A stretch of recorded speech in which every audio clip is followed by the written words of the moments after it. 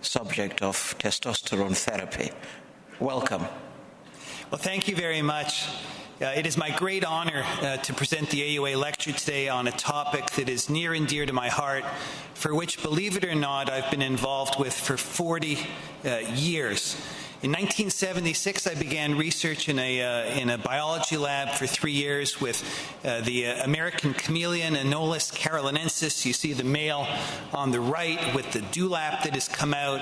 This is his sexual display. And for 3 years, I worked on figuring out what happened and how hormones influence the brain and the sexual behaviors. And of course, testosterone was a critical factor. Through medical school and residency, I learned very little about testosterone, other than the fact that we should lower it in men with prostate cancer. And at the time when I finished my residency in 1988, the use of testosterone was rare. It was limited almost exclusively to men with severe problems, genetic issues, pituitary tumors, men who had lost their testicles to cancer or trauma. And the big fear, of course, was prostate cancer.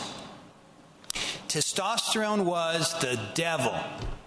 I learned, as many of you did, that high testosterone caused prostate cancer or contributed to it. Low testosterone was protective. And raising testosterone in a man with prostate cancer was like feeding a hungry tumor or pouring gasoline on a fire. Every individual in this room knows these expressions, and most of us have used them, including me. And so when I came out of my training and I started with sexual medicine, we didn't have much to offer. There was no Cialis or Viagra. And I was interested in testosterone because of my experience with the lizards. And I offered testosterone to many of these men and was surprised at how often they responded well. These men did not fit the normal criteria at the time for testosterone therapy. They didn't have pituitary tumors. They had both their testicles, but they had low levels of testosterone. And what these men reported back was that they got better. Erections were better, libido was better, and they were better in ways that I hadn't anticipated, such as extra energy, decreased fatigue, improved mood, cognition. Some of these men would say, "My wife thinks I'm nicer to be around." This use of testosterone in otherwise healthy men in the late 1980s and early 1990s defied standard medical practice. And my big concern by doing something that was a little different were the complications related to prostate cancer. And so beginning in the early 1990s, I began performing prostate biopsies in otherwise normal men, normal PSA less than 4, normal digital rectal exam, purely because these men had low levels of testosterone. I thought they were candidates for treatment, and I wanted, as best as I could, to exclude the presence of prostate cancer. Remember that men with low testosterone were thought to be protected against prostate cancer. They were thought to never get this, and yet right away we found cancers in these men. As a matter of fact, we found 11 cancers in the first 77 men and published this in JAMA 20 years ago in 1996. That rate of cancer in the era of sextant prostate biopsies, only 6 cores, was as high as men with an elevated PSA of 4 to 10. This paper was the first chink in the armor of the story that high testosterone is bad, low testosterone is protective. Low testosterone was not protective against prostate cancer. What about high testosterone? Well, for many years, I still believed high testosterone was a problem because, after all, we lowered testosterone in men with advanced prostate cancer. I believed it until, with my fellow at the time, Hernani Rodin from Brazil, we wrote this review in the New England Journal of Medicine in 2004. And when we pulled all the papers we could find about testosterone and prostate cancer, the number of papers that we found that showed something worrisome about high levels of testosterone or testosterone therapy in prostate cancer was exactly 0. This concept was taught to medical students around the world, and yet we could not find any evidence for it. Where did this concept come from? It started with Charles Huggins, the patron saint of urology, Nobel Prize winner in 1966, who in 1941, together with his co-author Clarence Hodges, did the first experiments to show that any cancer, including prostate, could be hormonally sensitive, and for this he rightly deserved the Nobel Prize. And I went to the basement of the Harvard Medical School library to find this article because at that time you couldn't get everything online. And in the dusty basement I found this 1941 article and I read it carefully.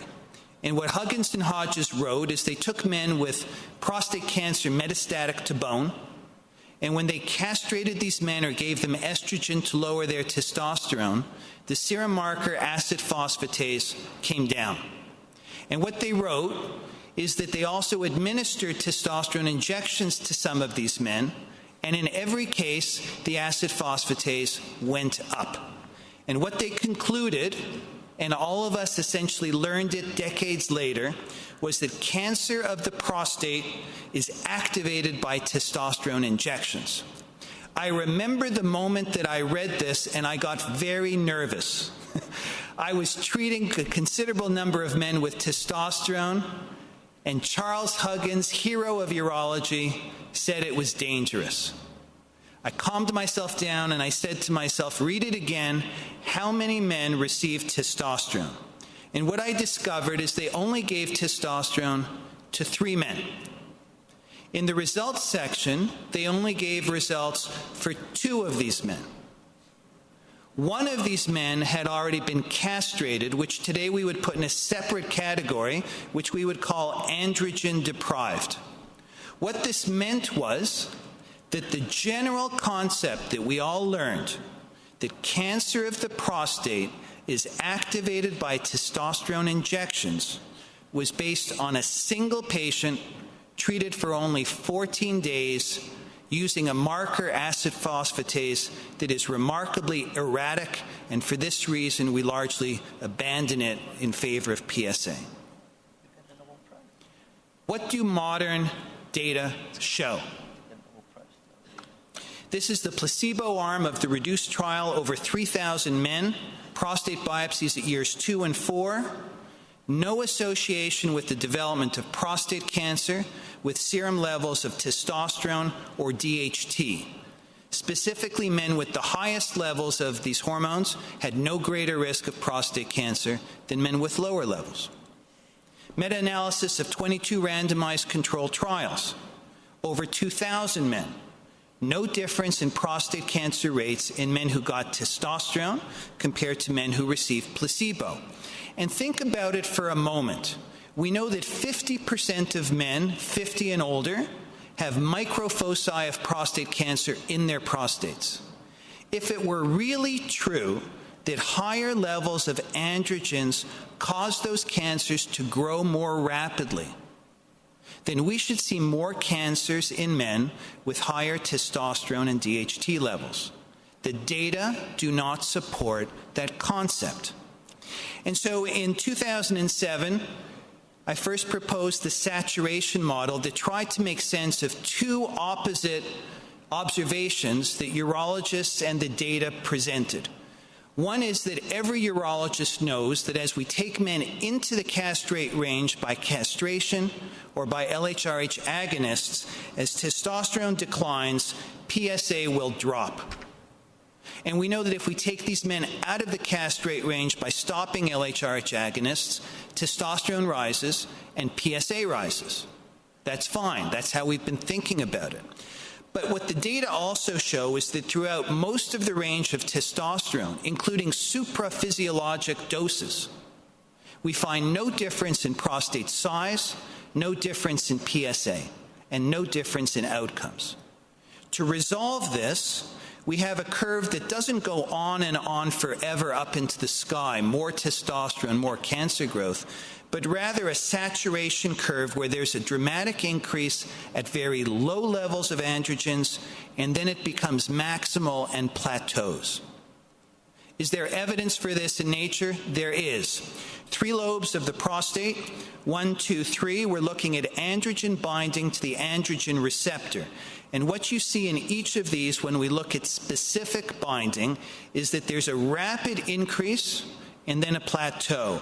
Rapid increase and then a plateau. Rapid increase and then a plateau, with maximal binding occurring at very low concentrations, 2 to 3 nanomolars in the rat, 4 nanomolars per liter in the human.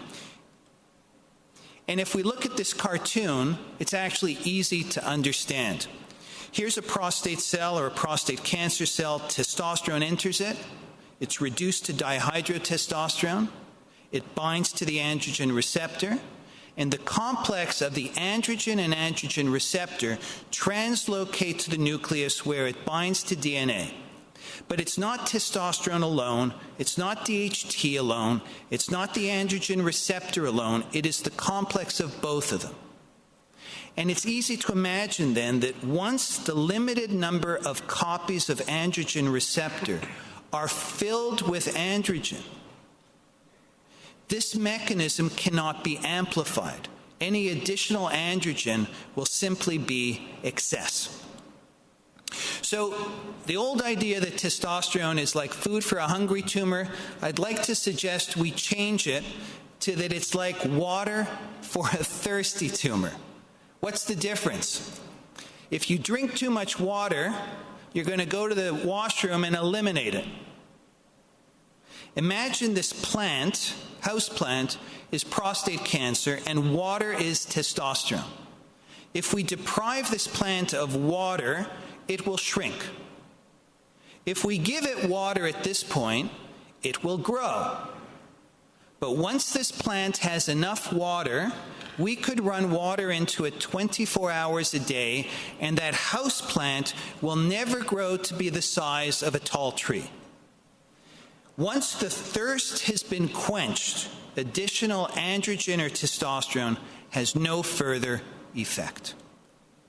And here's a beautiful saturation curve from naturally occurring testosterone levels and PSAs from Mario Maggi's group in Florence, Italy.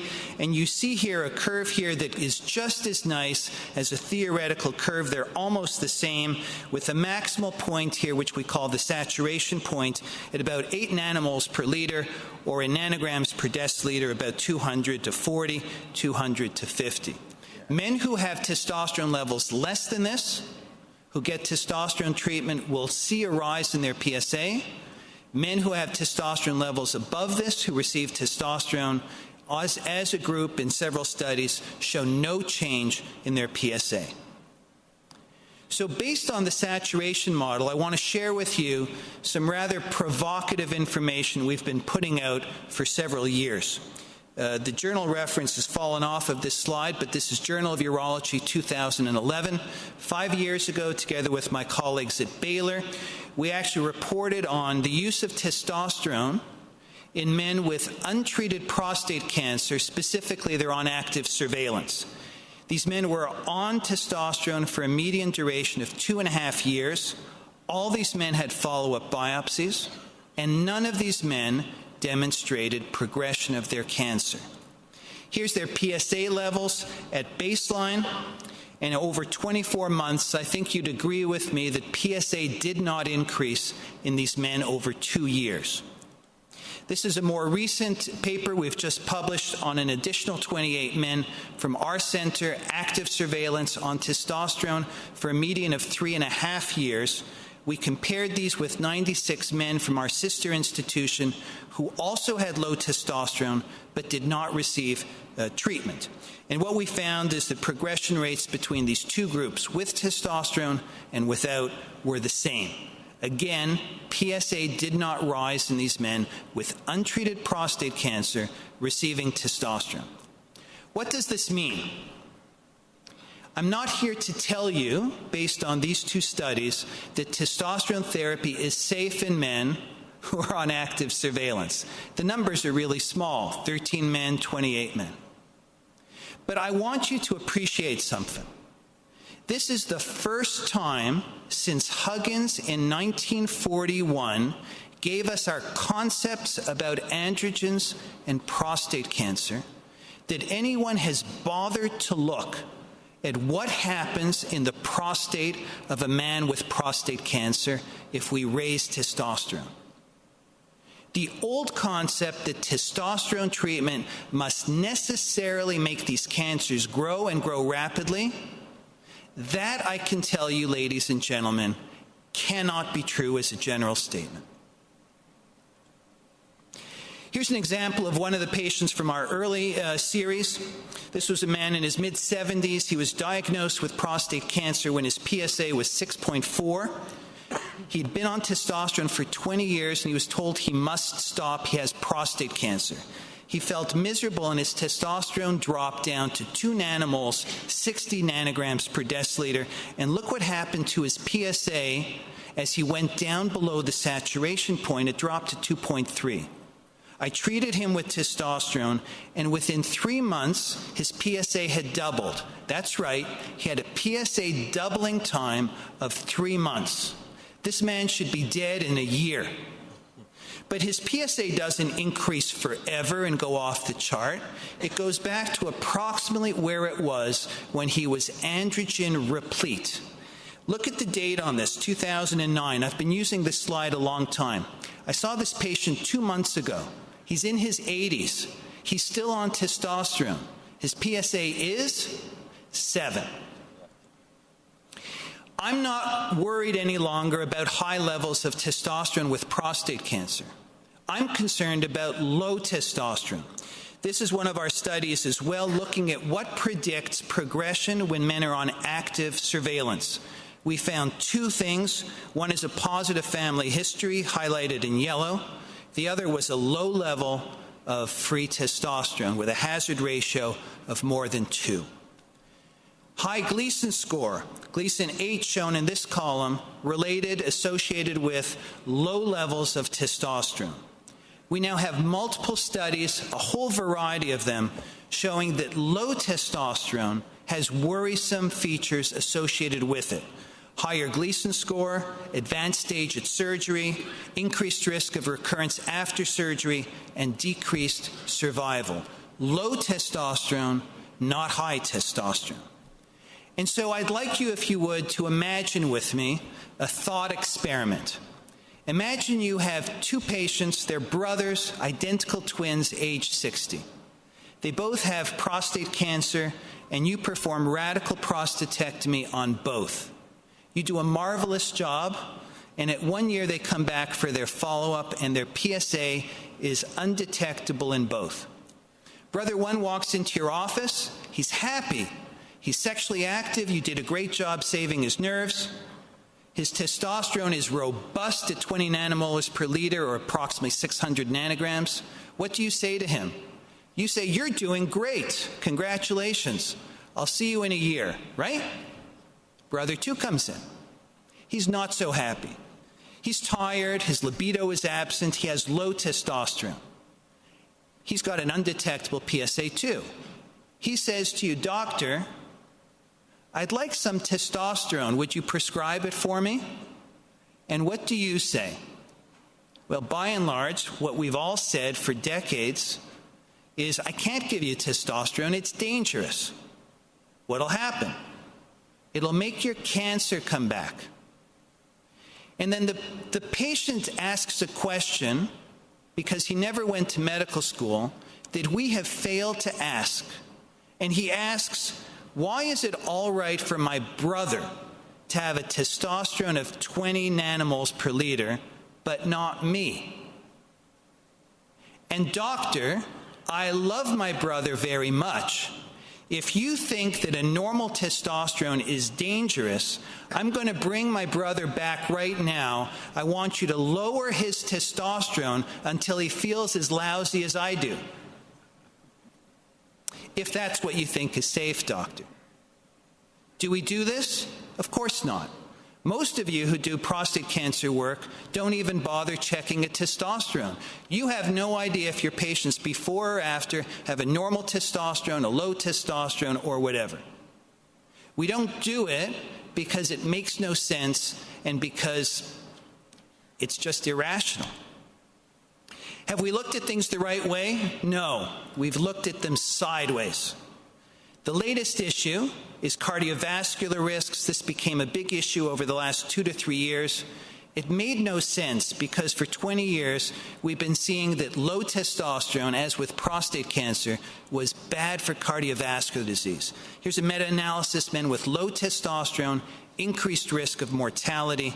These are the two studies. They were very weak. They were retrospective. I was surprised at how much press they got. And rather, we have considerable data that look more like this, where men with low testosterone who were treated have a lower mortality rate by half than men who were untreated. My time is short. I won't read this for you, but basically a review article that we published last year showed no evidence to suggest that there were increased cardiovascular risks. On the contrary, we saw something beneficial between a normal testosterone level and cardiovascular health that is yet to be appreciated. The latest article to come out in New England Journal from just last month, the largest randomized controlled study so far, placebo versus testosterone, showed something that physicians have recognized for many years, but now we have a large study to confirm it. Testosterone provides improvements for libido, erections, physical activity, and mood. What about cardiovascular events? There were 7 in the testosterone arm, 7 in the placebo arm, the same. The second year, a follow-up year, there were 9 events in the placebo arm and only 2 in the testosterone arm. It is impossible to conclude from this that testosterone is associated with increased cardiovascular risks. Charles Darwin gave us the reasons or the explanation why we still fear testosterone. He wrote, "A belief constantly inculcated during the early years of life, while the brain is impressible, appears to acquire almost the nature of an instinct. And the very essence of an instinct is that it is followed independently of reason." I want to leave you with my last case. The patient who was 94 years old, a scientist, completely, his brain works perfectly. He had advanced prostate cancer with a positive bone scan, bone metastases, was given androgen deprivation, and he became too weak to walk, and he stopped it. He called me up from another state, and he said, "I'm interested in testosterone. Will you give it to me?" His PSA was 500. When he came to see me together with his daughter, who was a nurse, I asked, "Why do you want testosterone?" He said, "I used to exercise every day. It made me feel good. I'm too tired to do it now. And I feel like my brain isn't as sharp." At 94. He'd read my work. He'd read the work of others. And I consented to give him testosterone.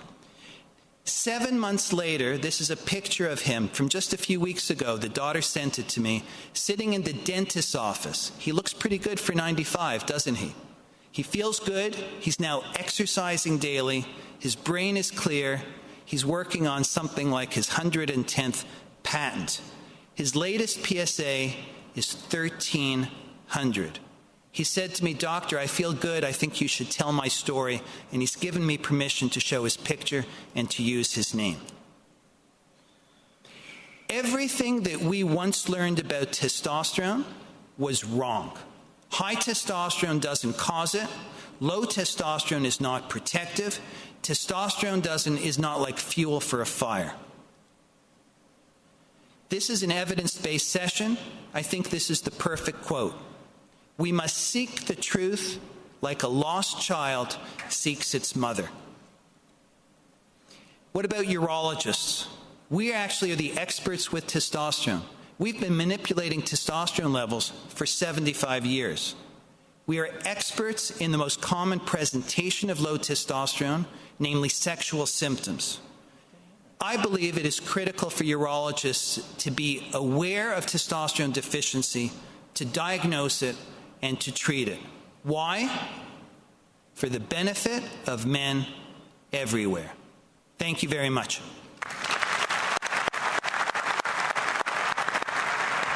Okay, thank you. And we continue now. It's my pleasure to present Dr. Ashish Kemap from the MD Anderson Cancer Center. subject of testosterone therapy. Welcome. Well, thank you very much. It is my great honor